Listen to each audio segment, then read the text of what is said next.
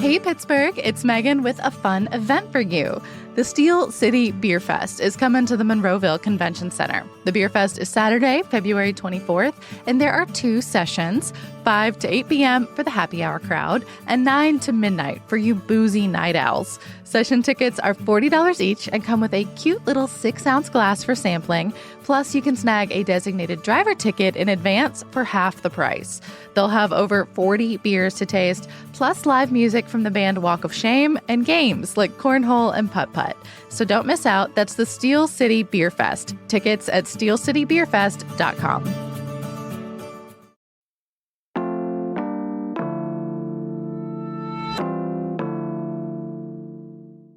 Today on CityCast Pittsburgh, it's fish fry season. Whether you're in it for the sandwiches, pierogi, coleslaw, or dessert, across the city, there are literally hundreds of options to make your perfect plate. But with all of these choices, how do you figure out where to go? We're with an interactive map maker to help you figure out your next move.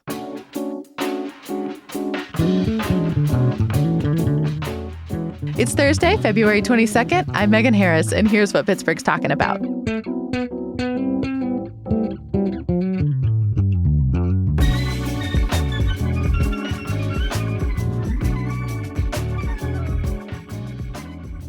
I'm with the creator of the Pittsburgh Lenten Fish Fry Map, Holland Barmer. Welcome to CityCast Pittsburgh. Thank you. Thank you for having me. So Holland, I don't know about you, but I am very picky about my fried fish. I want to know what you like about Pittsburgh fish fries so much that you would make this whole map dedicated to them. Well, I of course like the fish, but I really like the whole package of the Pittsburgh fish fry. There are a lot of things that go into a great fish fry. I mean, the fish is one thing, but you've got the sides, you've got the ambiance, you've got the people who work at the fish fries, and it all kind of comes together to make sort of the perfect thing for me, something that I really love and have for years. Yeah. How and when did this map get started? Because you've been doing it for a long time now.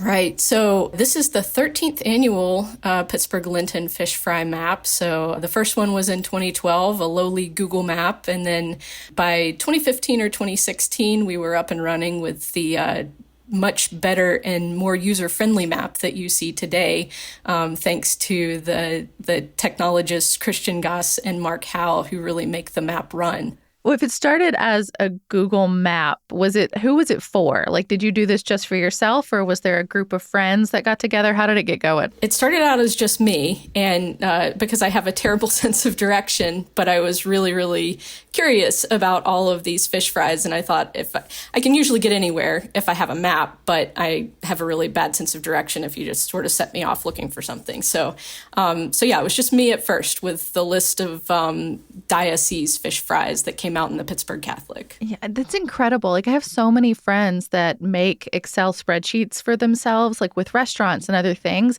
but they usually don't turn them into interactive maps and share them with the public. Like, that's the next step. That's a big extra level. Yeah, it was a lot of fun. I think I tweeted it, and it kind of gained some steam, and I was like, oh yeah, other people can use this. And, then it became the great thing that it is today. Yeah, people were clearly craving this information. Indeed. Yeah, and if folks have never seen it, first of all, you should Google it immediately. We'll have a link in our show notes, but it's a work of art. You've got little houses for secular spots, crosses for churches, and then there are just so many. And the dots go across a huge swath of Pennsylvania, from Wheeling to State College, just north of Morgantown, up to Meadville. There's one in Gettysburg. How did you decide where to draw the parameters? Because the more you have, the more you have to fact check. Right. So a lot of times we get people writing into the Maps Facebook page asking to be added. I believe that's how we added the Gettysburg one. But sometimes our volunteers have connections to other areas, like central Pennsylvania, for example. Like my in-laws live there, and we have another volunteer who maps quite a few fish fries in the Huntingdon County area. So it really kind of depends on who requests and who volunteers. And we don't like to put too many parameters on it, but they're still pretty much Pittsburgh fish fries. How many volunteers are on this whole team? So this year we had 18 people mapping from the beginning of the year. Yeah. And what's involved in mapping? Is it like, they actually coding, or are they the ones like calling the churches and making sure they got the details right? There is no coding for volunteers, unless there's somebody out there who is a coder and would like to volunteer your services. The volunteer event is all sort of data entry. And sort of what's involved in making the map is that we have all of the data from last year. We have the location, we have the name of the venue, we have maybe menu items, phone numbers, etc.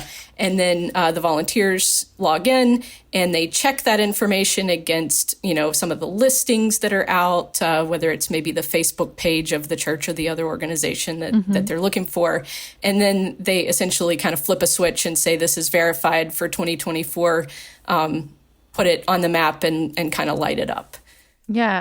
I mean, are you looking for more help? Sure. Yeah. Is it too late this season? Do they need to get in touch next year? I would say get in touch next year to volunteer.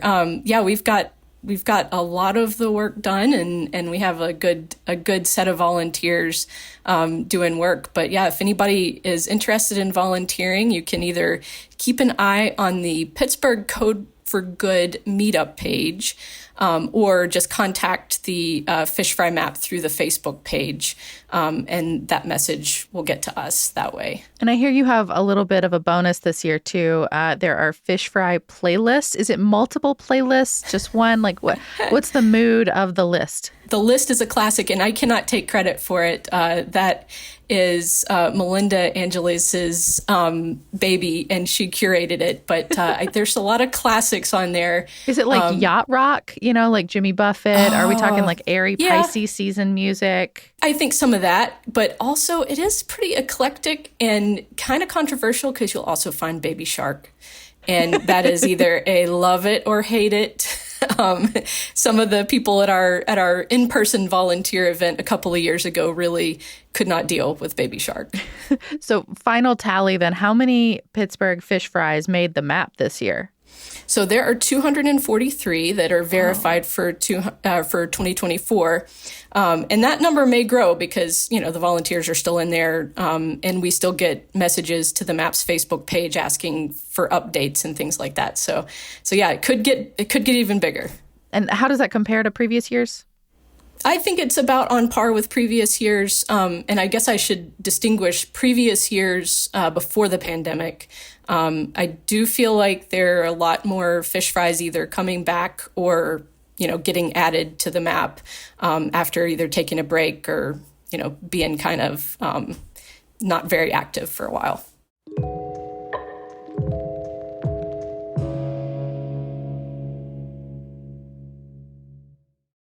Well, let's get into your recommendations. How do you go about choosing personally? We've been through one full weekend of fish fry so far. How did you make your selection?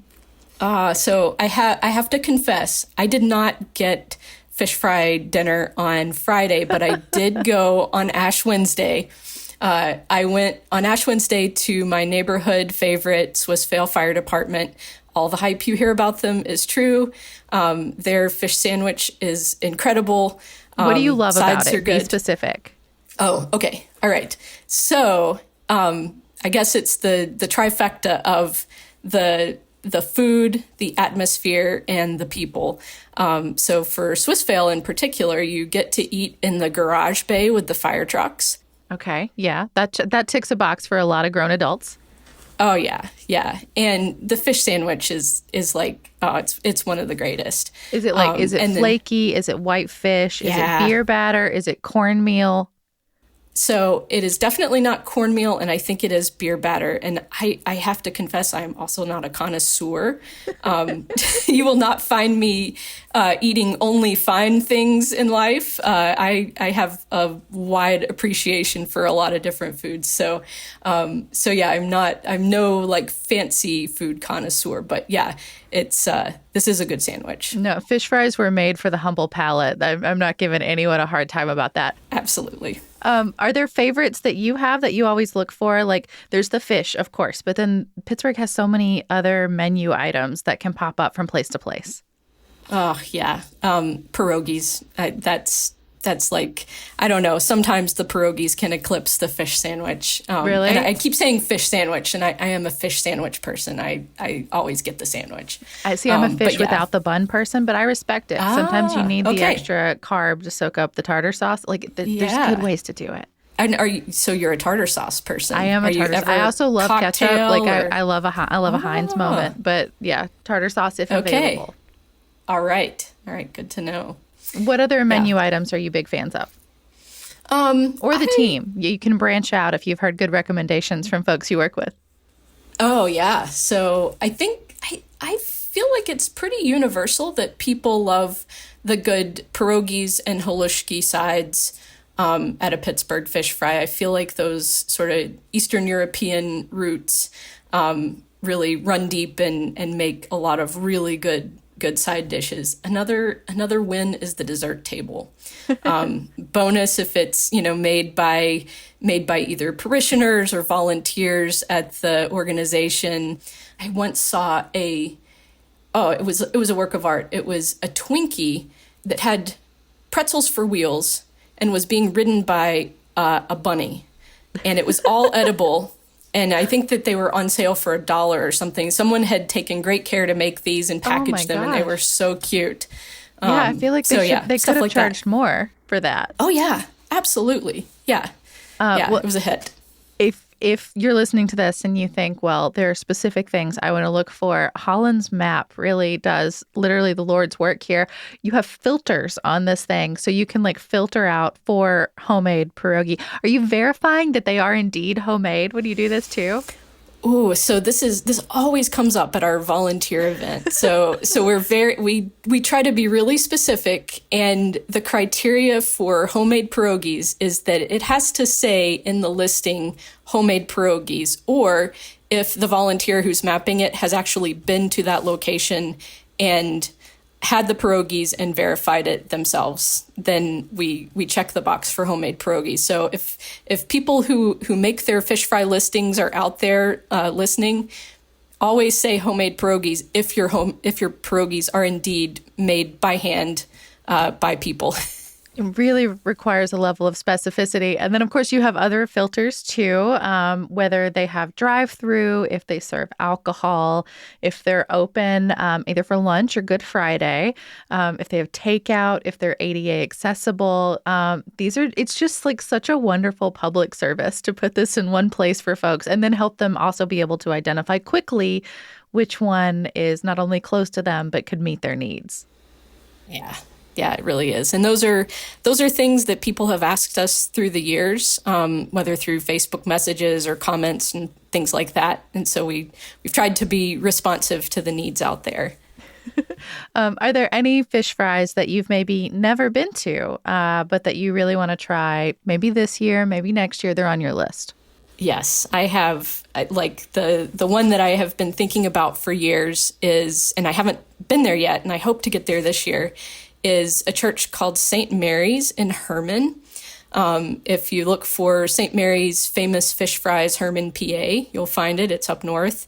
And the reason that I want to go to that fish fry is that their advertisement says the 68th annual fish fry. And I have not found another fish fry that has been operating that long. Maybe I could be wrong. There is no scientific basis. They're not advertising that they've operated that long. Correct. Yeah. But it seems like a pretty long established fish fry, and I would like to see what they've got. So yeah, St. Mary's. I imagine you'd really have to have your stuff dialed in. What about the flip side? Any new spots popping up this year, or maybe folks returning after some time away?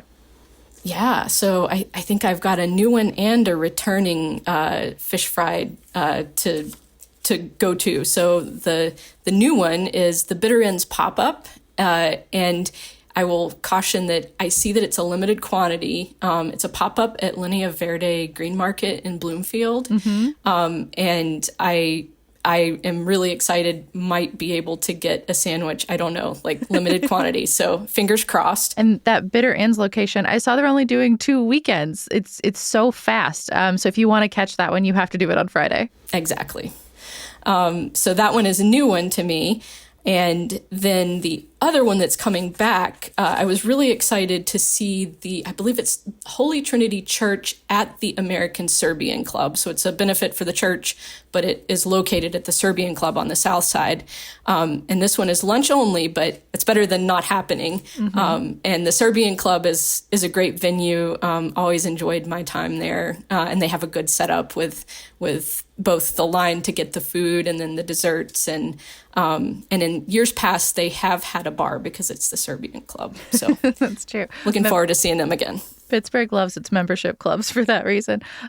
Before we let you go, are there any recommendations that you have for potential fish fry patrons?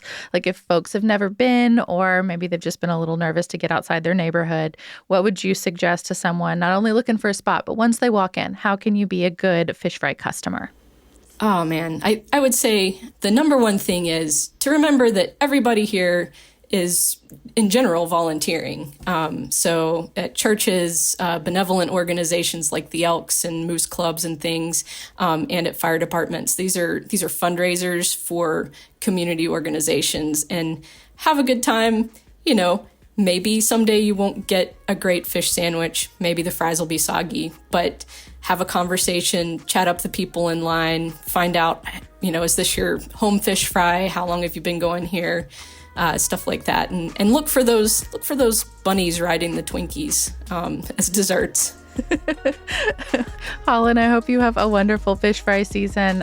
Thank you so much. This is really a public service. Thank you. It was a pleasure. That's all for today here on CityCast Pittsburgh. If you haven't yet, please consider a membership to CityCast Pittsburgh. It gets you ad-free listening, plus you can be secure in the knowledge that you are helping support and inform our community for months and years to come. We will be back tomorrow morning with more news from around the city. Talk to you soon.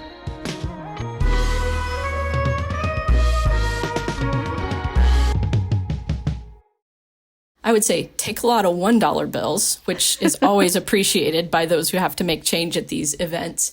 I don't know, if you're someone who likes a lot of desserts, take $30.